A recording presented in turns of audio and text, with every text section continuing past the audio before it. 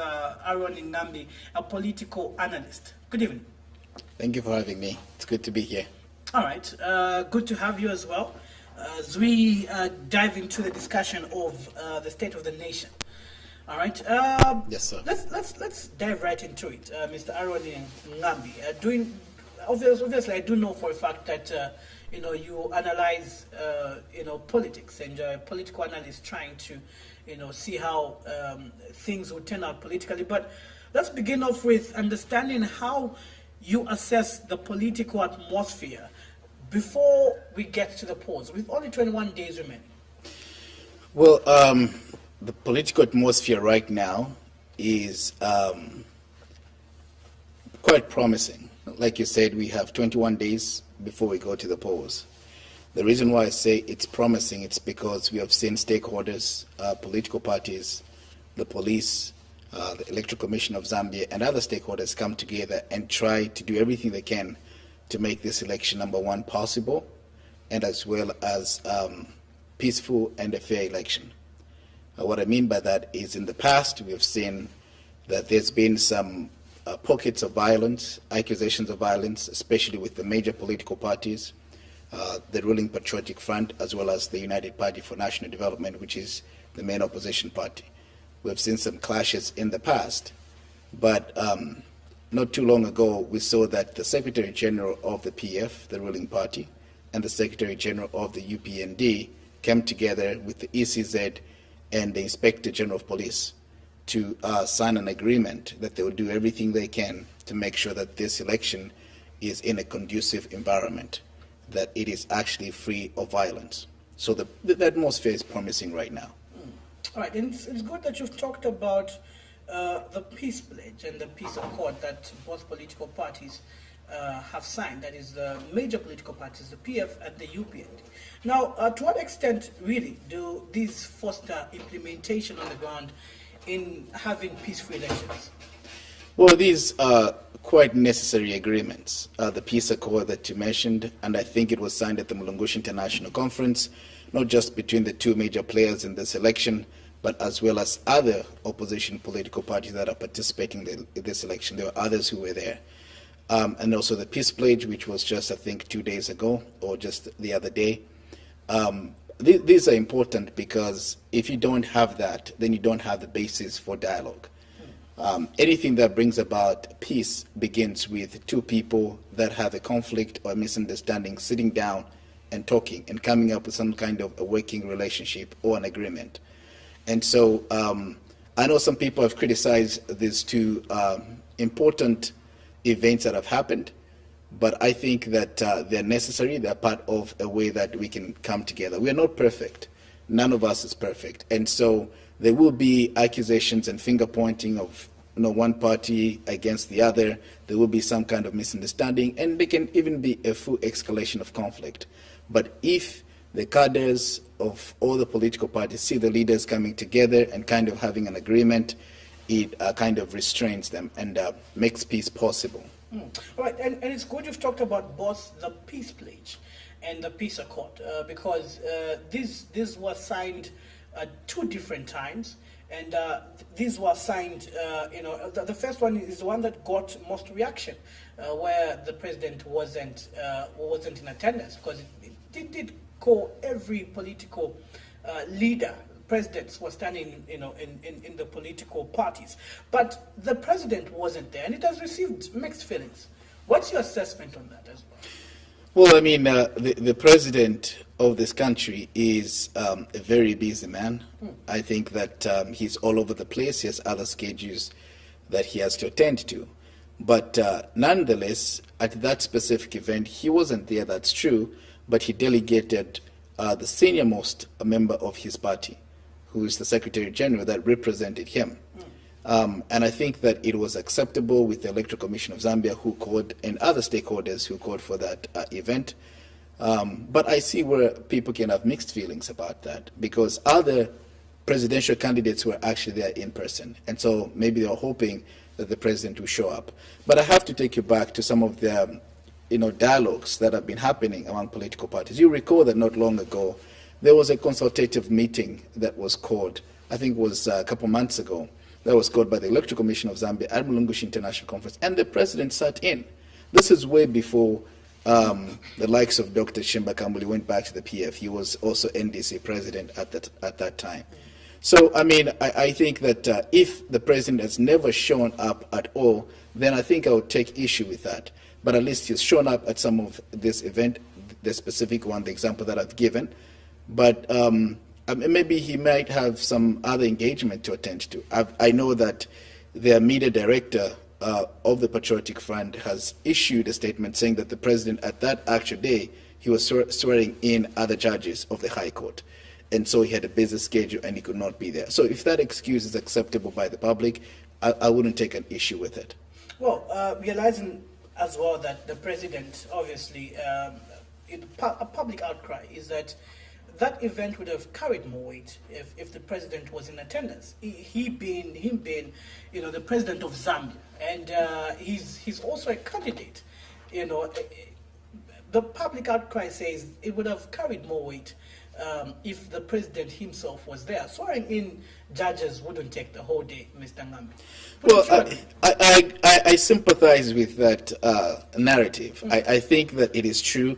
If the president was there, he would have shown leadership. Yeah. I mean, he would have carried more weight. But again, if the president delegates someone that he trusts and the senior most member of his party to go and represent him, I think it's justifiable, in my opinion.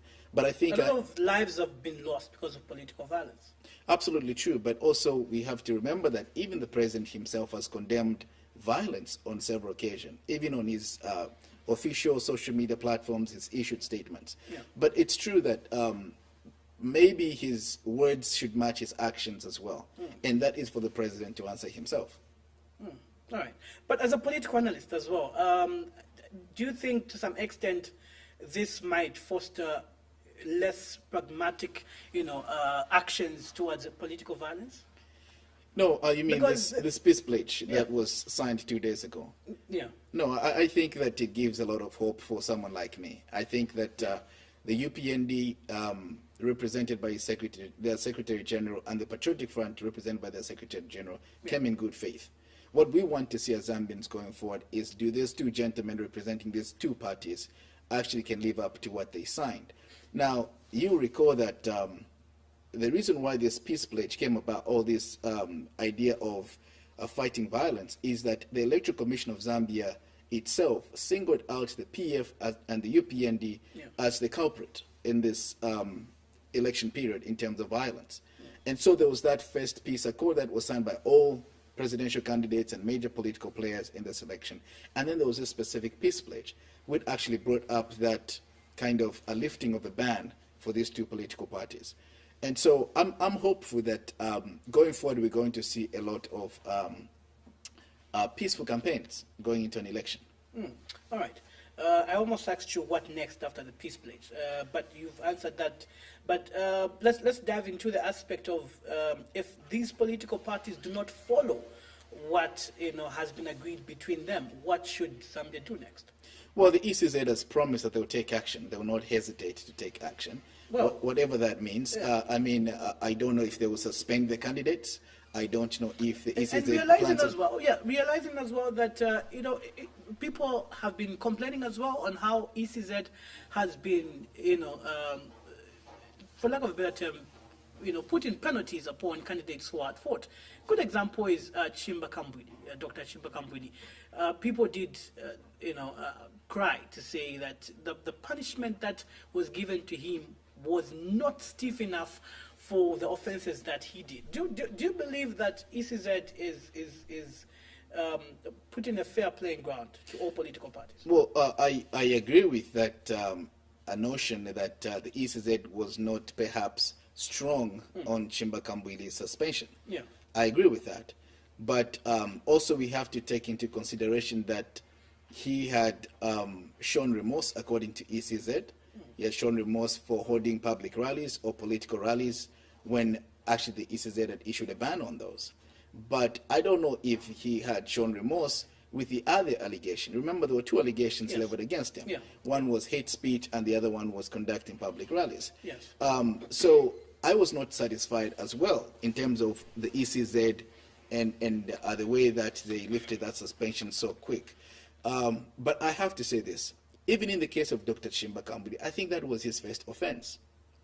Others would argue to say, well, he has learned something, and so perhaps that's why they Was lifted. it really his first offense, Mr. Ngambi? Well, I mean, that was the first time. What I mean is that was the first time he was reported to the ECZ, and the ECZ took action. So in that regard, it will be regarded as his first offense. Okay.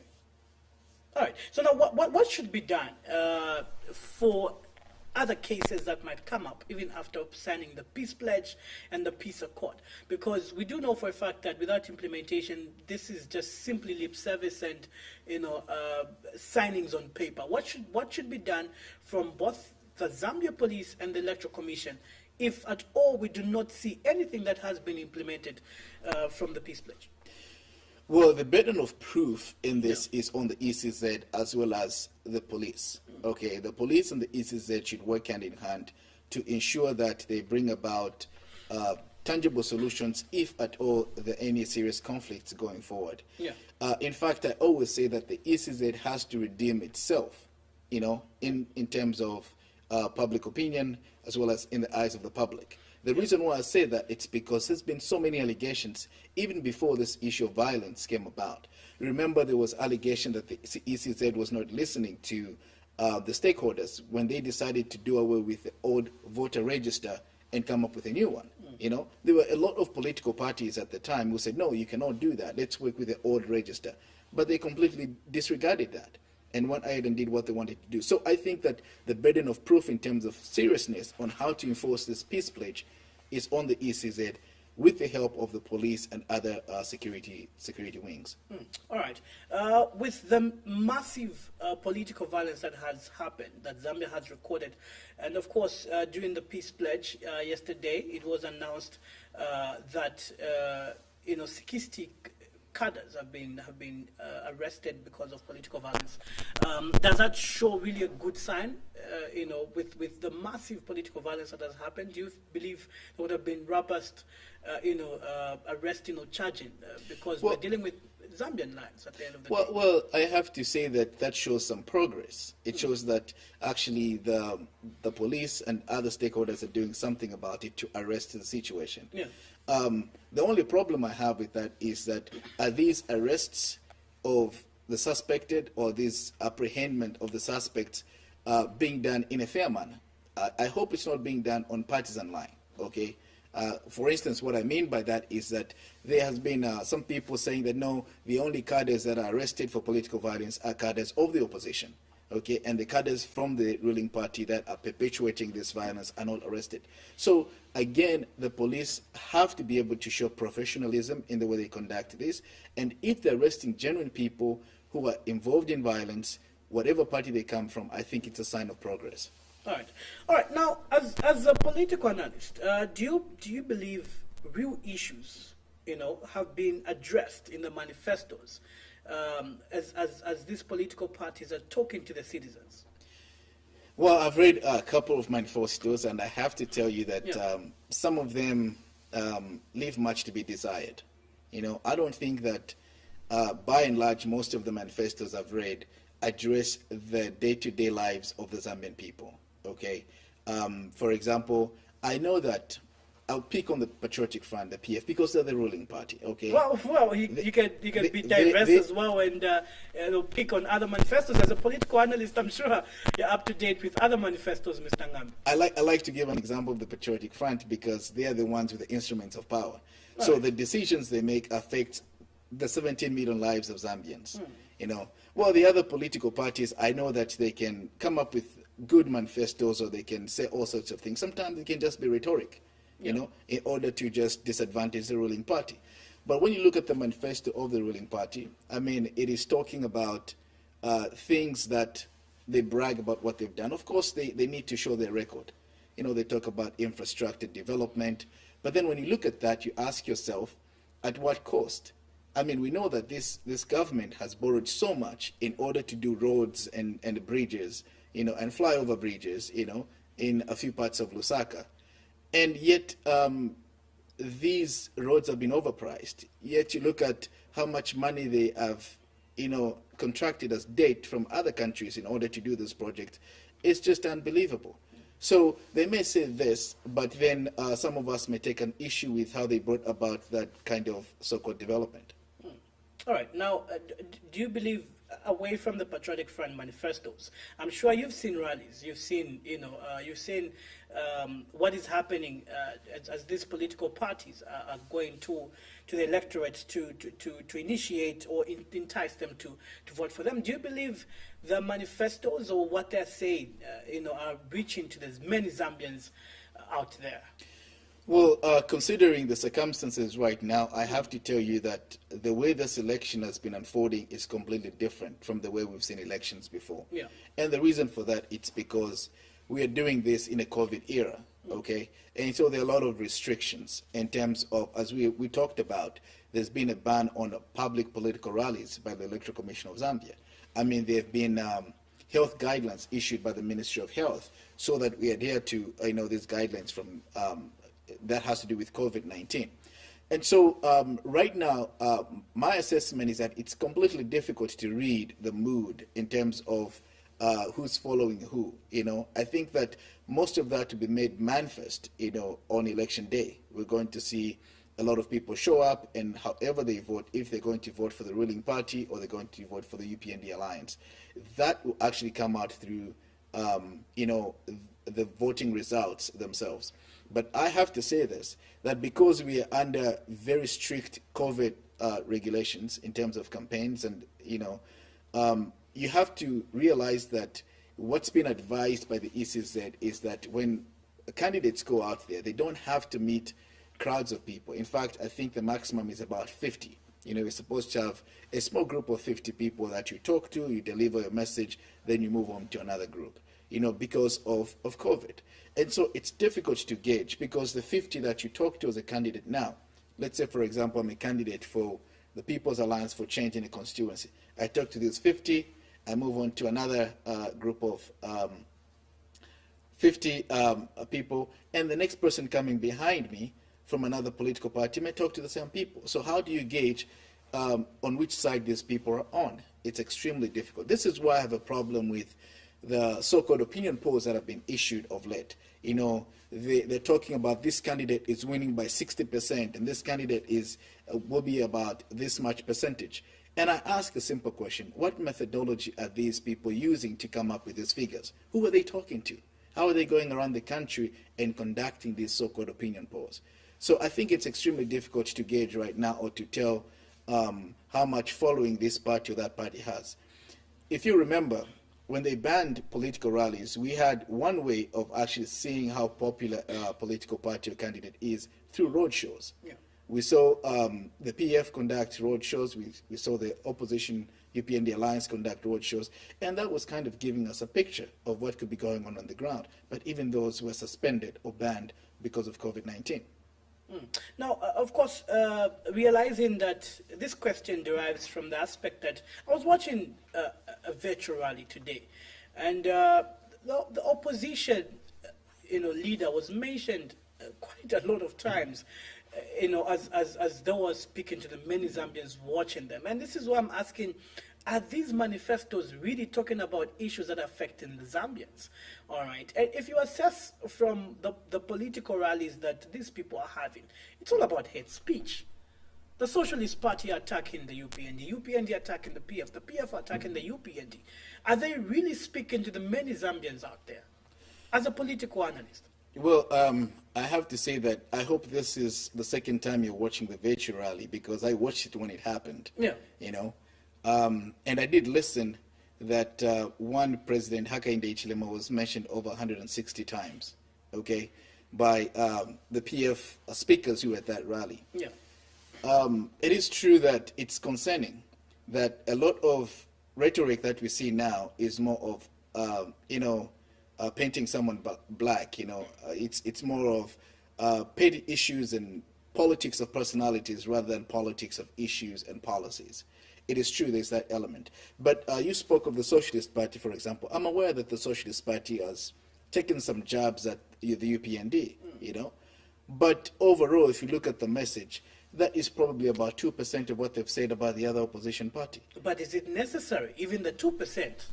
All right. Well, you're in a competition, right? Yeah. If you're competing for the highest office in the land, I mean, you even in the U.S. Let's take the U.S. as an example. Yeah. When you see the previous elections that happened in the U.S., President Trump at that time against the candidate Joe Biden of the Democratic Party, you see that, of course, they did discuss issues here and there, but there were times when it was intense. And they talked about why this person is not fit to be president. Yeah. So at times it can get to a place where you have to disadvantage your opponent.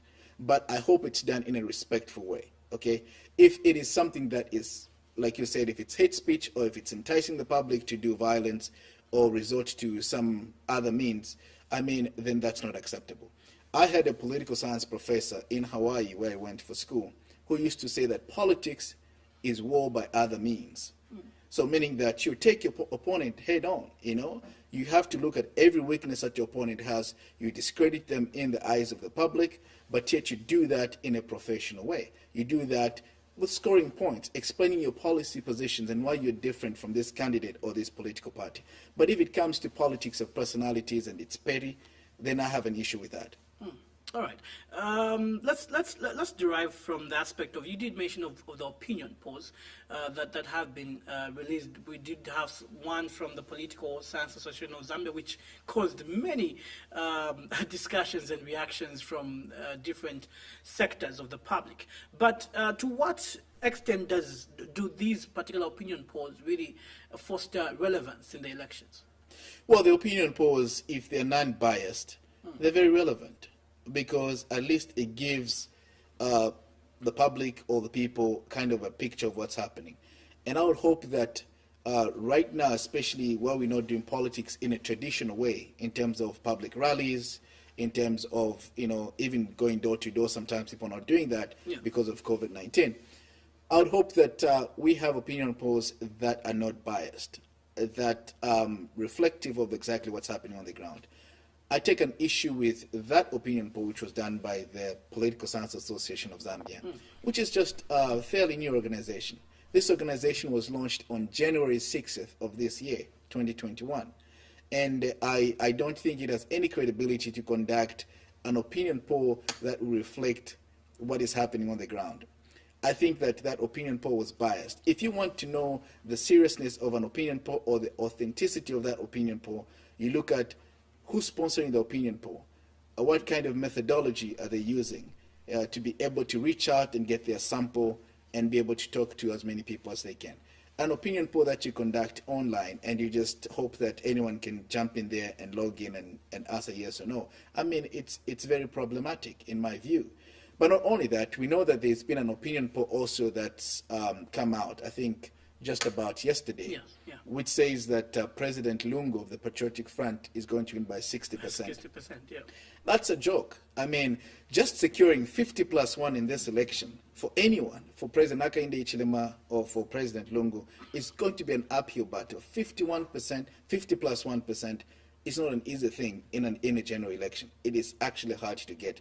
And so you have this opinion poll, and this guy in the opinion poll just said that, we used international standards to make sure that this is credible. But did not explain what standards or methods they used to come up with these figures. So in my view, I think that we need credible opinion polls, and I don't think either one that has been done so far is credible enough. Talking about credibility, I'll talk about the Political Science Association of Zambia opinion poll, because we had a little bit of some discussion with the principal investigator, Dr. Masao Sochira, who has been doing research for quite a long time. And are you looking at it from the lens of the association itself being new and not the people conducting the association, the research rather?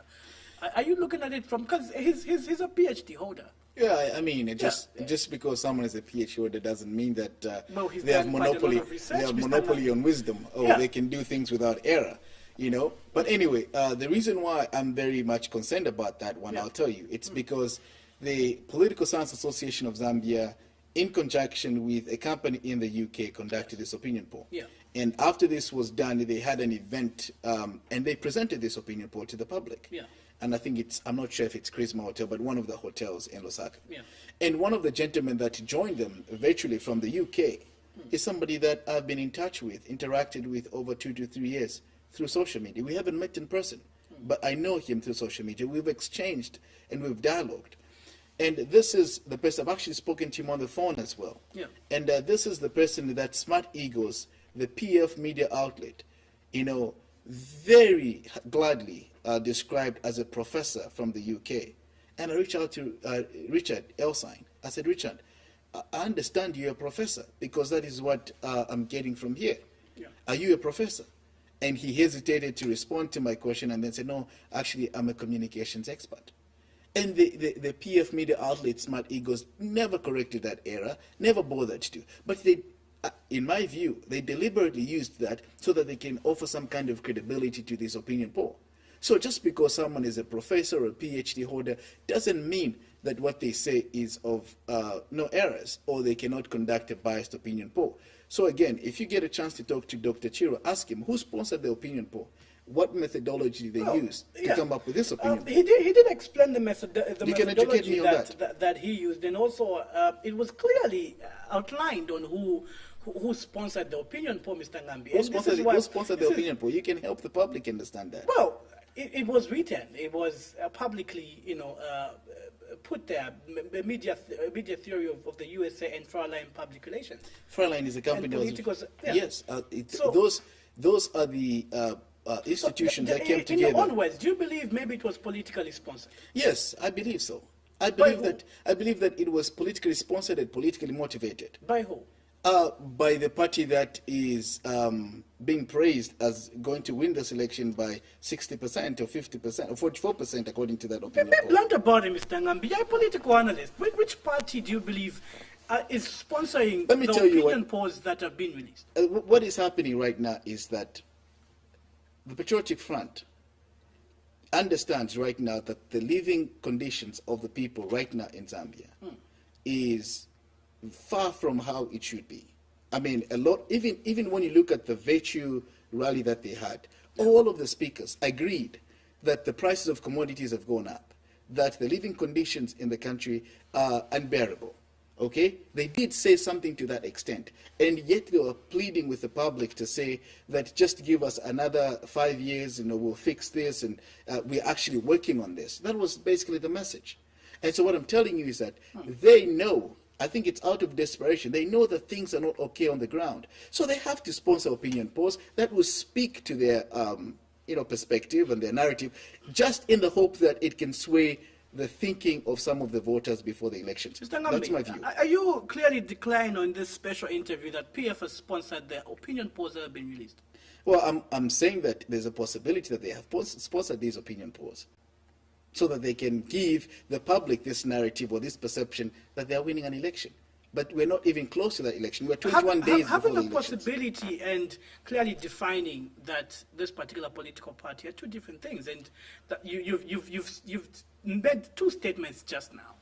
Well, what I'm telling you is that I do not have the evidence that they have sponsored the opinion polls. But you do believe? But you can read, yes, this is my view, that's why it's my opinion. You can read between the lines that these opinion polls are not coming from without. Well, we're not seeing opinion polls that are speaking from another perspective, telling us that the opposition are winning. If you ask me what I think will happen in this election, I'll give you a different narrative. I'll give you a different opinion. What I think will happen in this election is not so much different from what happened in 2016, for example, or 2015. The reason for that is because the two major players in this election are still the Patriotic Front and the UPND. Those are the two major players, and their candidates are the same. We have President Lungu for the Patriotic Front and Hakainde Hichilema for the UPND Alliance.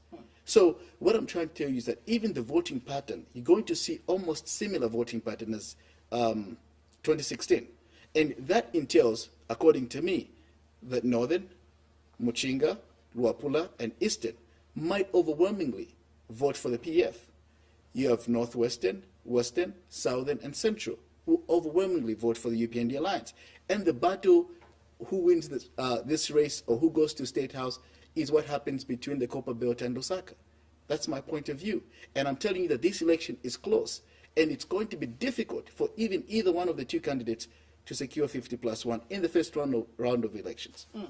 All right. Now, to what relevance do opinion polls foster, to what relevance do these have to elections? Well, remember also, I have to remind you that, like I've said, I maintain, if you want to look at the authenticity of an opinion poll, look at who sponsors it, okay? What method they use to come up with whatever results. Not so long ago in 2016, there was a race between Donald Trump and Hillary Clinton in the United States.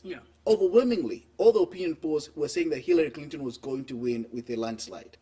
And what happened in that election was almost the opposite of what the major opinion polls were saying. Okay? So this is why I'm saying that even these opinion polls, I think there's an error. I think they can be politically motivated if you look at that closely. All right. Well, let's drive from opinion polls. Let's get into the aspect of another thing that is very, very pertinent. Now, with the virtual rallies that are happening at the moment, all right, do you believe there has been fair media coverage for all political parties in these elections? Well, I think that's a very good question, and we have to approach that question with the honesty it deserves. There's 16 candidates on the presidential level in this election.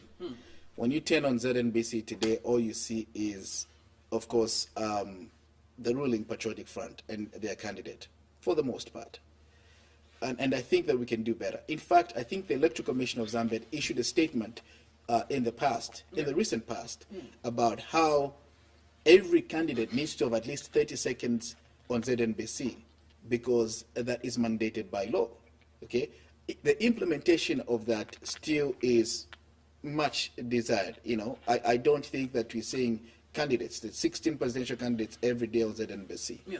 Now, coming to virtual rallies, I'm informed that the Patriotic Front, for example, when they had their virtual rally, spent almost 1.5 million kwachas on just coverage in terms of the getting their message out to the media. If that is true or not, I stand to be corrected. But of course, we saw that, just like in any election, we saw that because the Patriotic Front is the party in power, they have access to state machineries, they have resources. So of course they'll have an upper hand in this election more than any other candidates running on the presidential level. And so I don't think there's fairness in terms of coverage, all the media, I mean public and private media. I think that the one that has a lot of resources and money, they're able to buy airtime, they're able to go on the media and deliver their message. And so this is also up to the opposition leaders to up their game and do whatever they can to be able to get coverage on these, especially private media.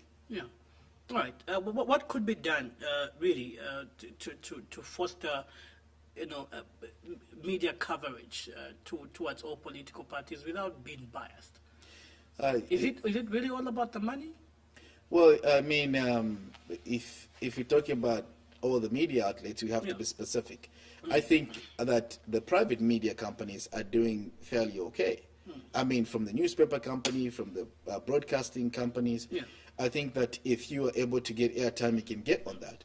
But if we're talking about specifically the public institution, ZNBC, that is a whole different story. And it's not about money. It's about them doing the right thing by the country. All right. Now let's get to the aspect of, you talked about political rhetoric, and you've mentioned about it quite a lot of times in this particular interview. Now, how can citizens really differentiate between political rhetoric and political lies, and the truth as well, by the way? That's good. I'm glad you asked that. Well, that requires a lot of political education. Okay. Our people, the masses of our people, need to be re-educated. What politics is about, why politics is important, and how politics affects their lives. Okay. For example, if you go to your house, you find that even the water that you turn on, there are people that make decisions on how that is done. There's politics involved in that. The food that we put on the table, there's politics involved in that. So what the Zambians need to do is that they need to take an interest. It's entirely up to the masses to take an interest in understanding what politics is and what politics entails. so that if they get a little bit of education, nobody will mislead them. They can, I mean, the good thing is that we live in an era of social media. I mean, an era of computers. You can double check facts, you can Google, Yeah. you can ask people, you can participate in conversations like this through different platforms, you know, through messages and through calling in programs. So Zambians need to take the initiative to be interested in what politics entails and how politics needs to be. So there has to be a re-educational process. Politics is not just about someone coming and giving you a bag of meal today. Politics is not about someone coming and giving you a chitenge and then you dance to a song and it's over with. Politics needs to be about how are we going to afford the basic necessities of our lives? How are we going to send our children to school? How are we going to pay our taxes? That is all encompasses in what politics should be about. And so until we have this dialogue and these discussions in the public media out there and talk about politics, that is when we're going to raise the consciousness of our people, and that will help us going forward. And then people can tell the difference between what is merely rhetoric and what is reflective on the ground. Right, because of course, looking at it in the aspect that even the people from the rural area need to be taught what these political parties would do, all right? And all we see at the moment is we could say political rhetoric. It's away from the manifestos that are there. And you know, it's not everyone who could have chance to read these manifestos. And this is why I'm asking, you know, how then could someone who's watching at the moment from the rural areas really get to understand what this political leader is trying to say and how they'll be able to differentiate between the lies and the truth? Well, that is entirely up to those people aspiring for public office. That is entirely up to the presidential candidates or the political parties that they represent. They need to make sure that they have structures on the ground. Yeah. They're able to translate their message, not just from a complex point of view, but also from the English language to the local language across the 72 different languages and tribes that we have in this country. So the onus is on the political parties and the leaders of the political parties to be able to conduct this seriously, to go to every corner of this country and explain their message to the people. And hopefully that once they do that, then the people will be able to buy into the message or not. It's true that also in politics, we have to remember that politics appeals to the emotions of the people. You know, there's nothing that gets people more excited than political rhetoric, probably more excited than even going to church for some people. Okay, so we know that the candidates can use rhetoric to excite people and hopefully hope that they can get votes from that. But the Zambian people have nothing to lose. They can dance to these songs, they can be excited, they can get the chitenges, they can get the bag of meal, eat. But at the end of the day, they can sit down and say, why am I voting for this person? Why am I voting for this political party? They need to inform themselves. All right. Now let's get to the aspect of hate speech. You did talk about hate speech earlier on. Let's see how this particular animal that is very dangerous to Zambia, and just not even during elections, even after elections. How can this particular hate speech be addressed? Well, we do have laws against hate speech in this country. Yeah. So as long as the law takes its course, that should not be a problem. Secondly, the leaders of the political parties, the leaders of the community that we live in, the leaders from all the different churches that we go to should outrightly condemn any form of hate speech, even tribalism in any form. They need to take a strong stance to say, what this person has said, I do not agree with, and it actually constitutes hate speech, or it's infringing on the rights of other people.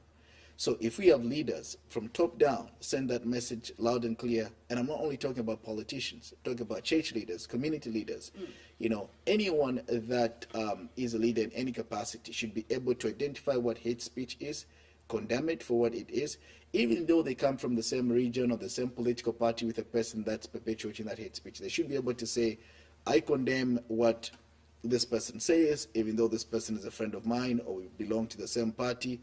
They should be able to have that strong position. The problem we have sometimes in the country is that people, even the educated people, want to sideline with someone even when they know that that person is wrong. That is unfortunate, and it cannot be done. Now, you talked about laws being there. Do you think that's strong enough to curb out hate speech? Because this thing has been there, even though we do have laws. It's one thing to have laws on the law books, and it's another thing to enforce them. Exactly. So I think what the discussion needs to be is, has these laws been enforced?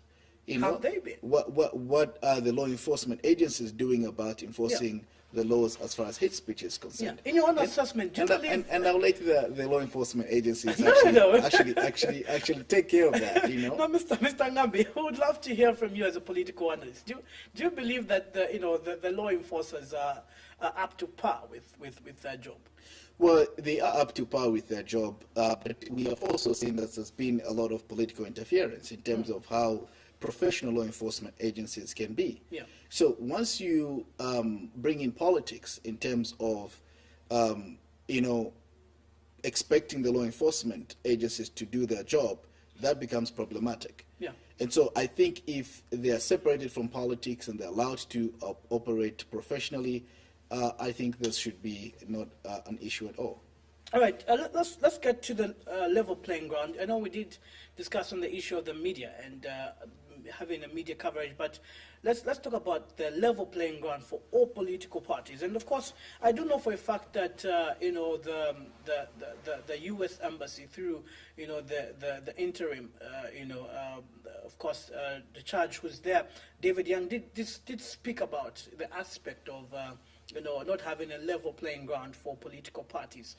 We've seen that the ruling parties is having, COVID-19 ground checks in different political, or rather,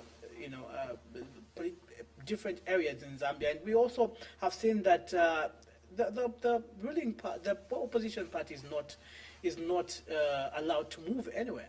All right. So do you believe that there is a fair playing ground for every political party in the elections? It's concerning that right now, as we speak, this is a campaign period. It's supposed to be a campaign period.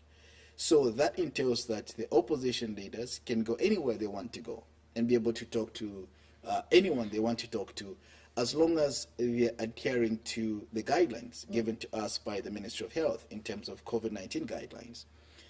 But it saddens me to see that we still think that the opposition leaders have to go to the police and get a permit or inform the police. And in most cases, what we've seen is the police deny because they cannot be there and offer security. So that is where David Young is coming from. Okay, the American representative here right now in this country. That's where he's coming from when he talks about the level playing field is not leveled for everyone. Okay, we talked about media coverage. This is what he's talking about. How many times have we seen the ruling Patriotic Front have coverage on public media, ZNBC? So many times. How many times have we seen the opposition have that? So these are the elements that are concerning some of our friends like him, like David Young. So until we get to a point where, for instance, President Hakainde Hichilema is able to walk freely to go and have a small meeting of about 50 people wherever he can go, until we see Harry Kalaba of the Democratic Party is able to move freely. Until they're having door-to-door campaigns. Well, yeah, some have been going door-to-door, but you and me know that also some leaders have been restricted in terms of their movements. Okay, and I give an example of President Hakainde Hichilema himself. So because of that, that's a concern not only for David Young, but that's a concern for me and anyone that wants to look at this election objectively, because I feel like the playing field can be better than what it is right now. There's been so much complaint on the Public Order Act, and it still filters in what we're discussing now. Do you believe it hasn't been applied fairly, as a lot of people complain, with regards to the Public Order Act? Well, the Public Order Act has been misinterpreted and misapplied. Yeah. Okay, what that law entails is that if you and me, we want to have a public rally, for example, a public gathering, that will need the police to be there and police for the safety of the public. All we go to the police and notify the police, I think it's 7 days before the event. Okay? And then the police, you're not getting a payment from the police. You just let the police know that we're having this meeting. And we want you to know, and you can provide manpower, we can provide security for us to be there. For us to have our meeting peacefully. Yeah. Now, what's been happening in the past is that the police has said, no, you cannot go ahead with that meeting for whatever reasons, or they don't have people to send to come and police the event. And so most people feel like it's misapplied. Most people feel like the law itself has been misinterpreted as to think that you're asking for permission from the police to have a meeting. Now you only notify the police to say we're having this meeting, and you can come and police and make sure that there's peace at our meeting. Well, of course, they have the privilege to deny that particular meeting that you're planning to have. Well, Especially if it goes against the rules that have been set. For example, COVID-19. Well, Yeah. I mean, this public order act you're asking me about has been a problem before COVID-19. Yeah. If you and me are having an honest conversation here, you know, there's been concerns about public order act and how it's managed way before COVID came on the scene.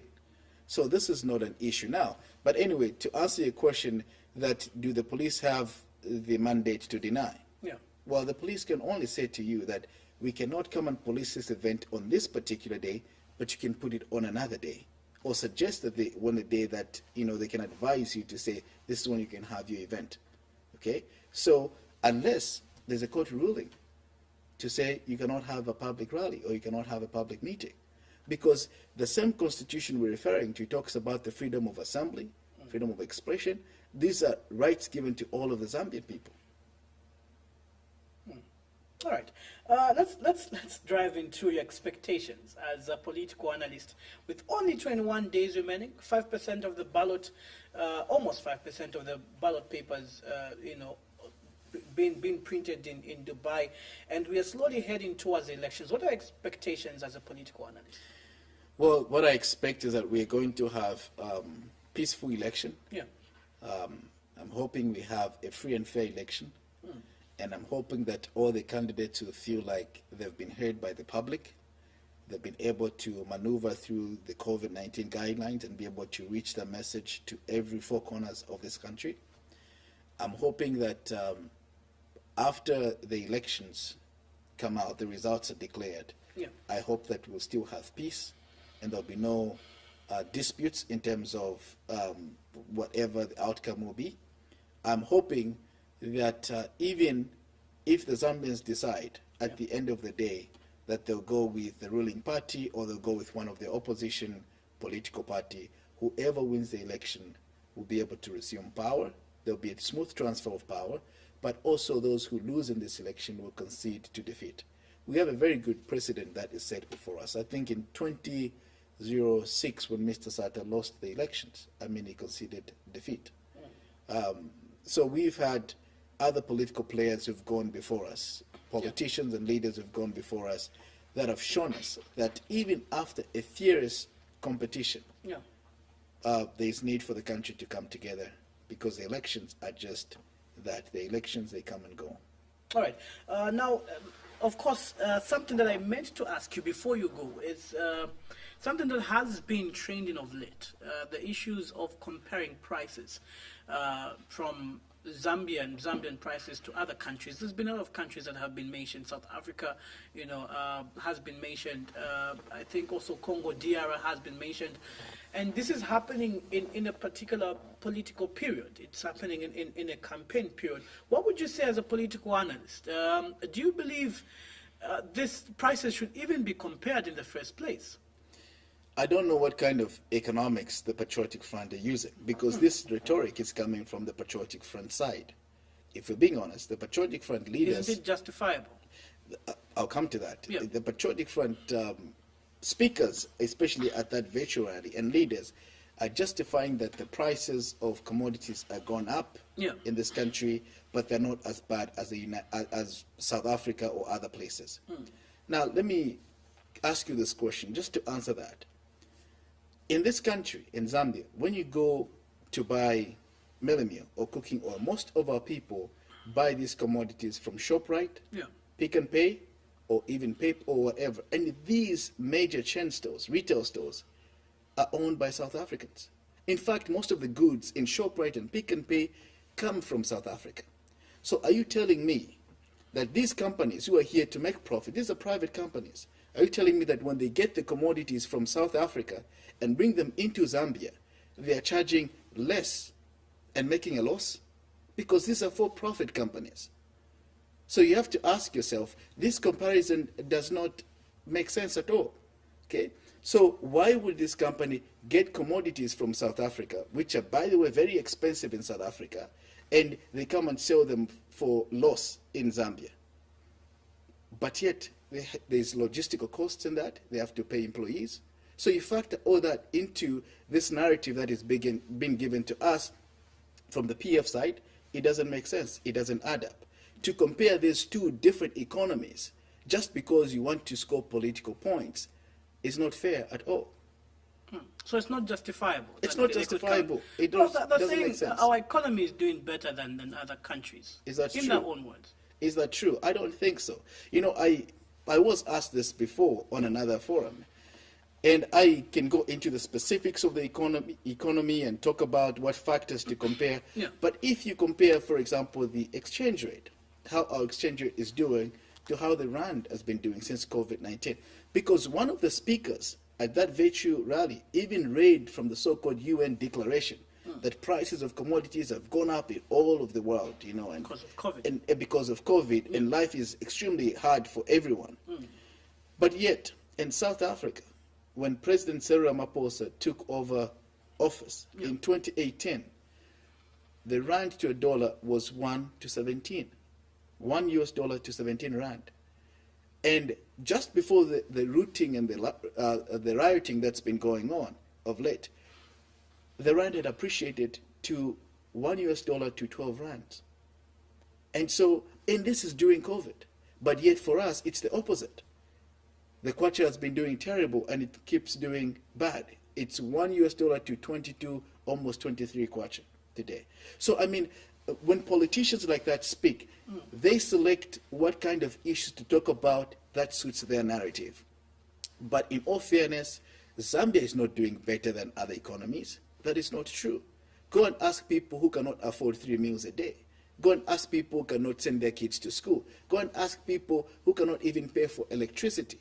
They'll tell you that this country is not doing better than they tell us Zimbabwe or Malawi or South Africa. These are completely different economies. But that you're making comparisons the political party that is ruling is saying Zambia is doing much better. Is That's this- also compared with the infrastructure development, Mr. Ngambi. Are you trying to deny that fact?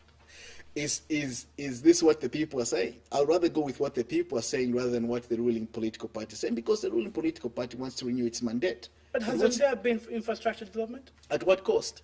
I talked about this. Zambia today is almost in debt with at least what we know of, almost talking about- 23 billion US dollars external debt. Yeah. But now that is only debt what we know. We don't even know how much we owe China, for example. You know, so at what cost are these so-called infrastructure developments done? How are we going to pay back this loan? In the courts of the former government spokesperson, she said people are saying that roads, the Tudiyama roads, all right, we cannot eat roads, but we can utilize the roads for business. We can utilize the roads, to go to a particular place and make money. These are the same small businesses that are struggling because the kwacha is not doing well. But wouldn't you agree with her? Well, I mean, I'm not saying that roads are not relevant to economic development. They are relevant to economic development. But how did we obtain this massive infrastructure that the PF is boasting about? Yeah. You know, those are the questions that we have to ask, honest questions. Okay? So for me, I think that the PF is doing everything they can to sell their manifesto or themselves to the public to renew their mandate. And I'm sure you're aware of, they've come up with this interesting scheme called the debt swap. And this only comes up few months before an election, weeks before an election. Just to correct you on that, the permanent secretary said this They've been in discussion since 2018. Yeah, for the past 2 years. With the union. But what's interesting about that, you know that the permanent secretary, Amos Molopenga, was on Hot FM with the representative of all the unions in the country, teachers' unions. And the gentleman said to the media, on record, that, well, we've been discussing with government over this, but they did not even tell who they represent, because he said he gave the perception that he did not want to give false hopes to the people in case this fell apart. I mean, if you're a union and you're in discussions with the government, you represent the people.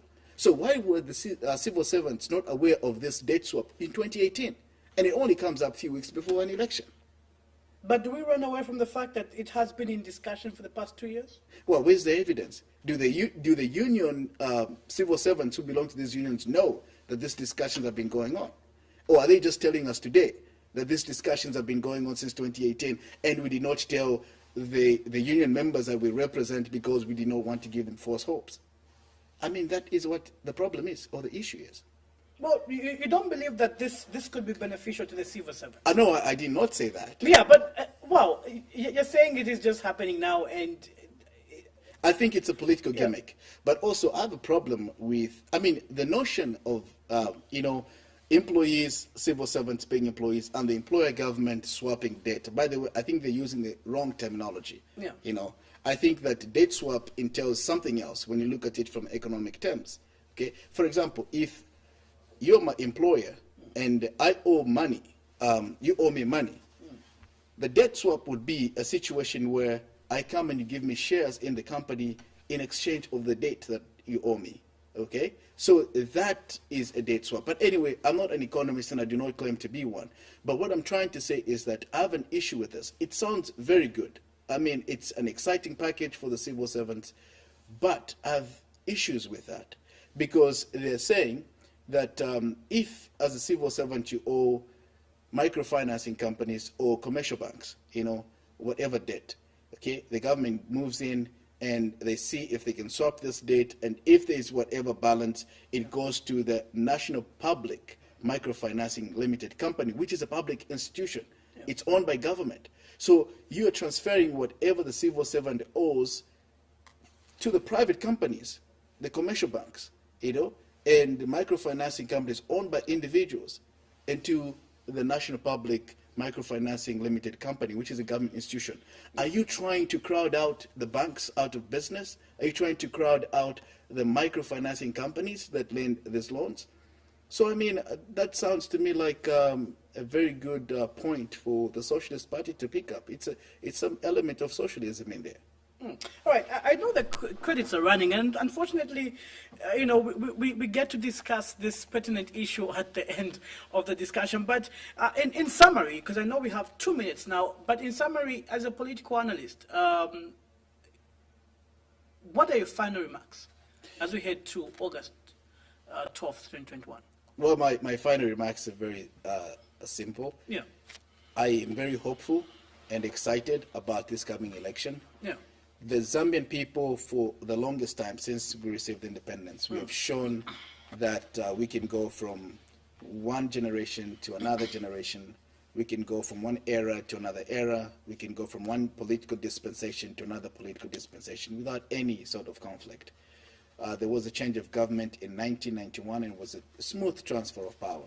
We had another change of government in 2011 and it was a smooth transfer of power. And should there be a change of government this time around, I know that a smooth transfer of power will be in place. Should the people choose to keep the patriotic fund for another 5 years, that's the choice of the people.